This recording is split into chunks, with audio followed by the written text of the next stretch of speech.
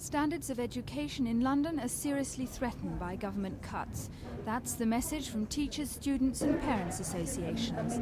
They're determined to fight back, and next week there'll be protests all over London from representatives of all educational fields, from nursery to higher education. The Polytechnic of North London was the scene of today's mass meeting of 500 teachers and students. The 5 London polytechnics could be hit twice by the cuts. Firstly, by cuts of £10 million at the Department of Education and Science, and secondly, if Michael Heseltine's local government finance bill becomes law. That would reduce the Inner London Education Authority's budget, so cutting the polytechnics' resources even further. The ILEA are backing the polytechnics protest. The effect on London's polytechnics will be apocalyptic.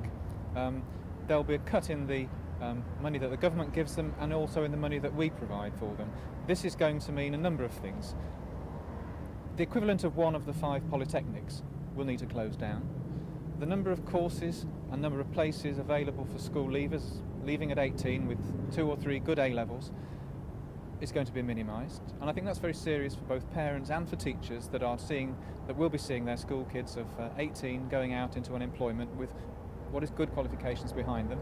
It's going to affect the courses that we run for industry, the part-time courses for women, courses for ethnic groups that are coming back to get qualifications and an opportunity for employment. It'll affect the amount of research that is done, because the Polytechnics in London does a lot of research for local industry, and the local economy is under pressure at the moment, and much of the research specifically supports and aids their development. The Central London Polytechnic has been occupied for a week now by students who say 27 jobs are threatened by the cuts. They claim if those jobs go, whole departments will have to close. The public service unions, NUPE and NALGO, are also opposing the cuts.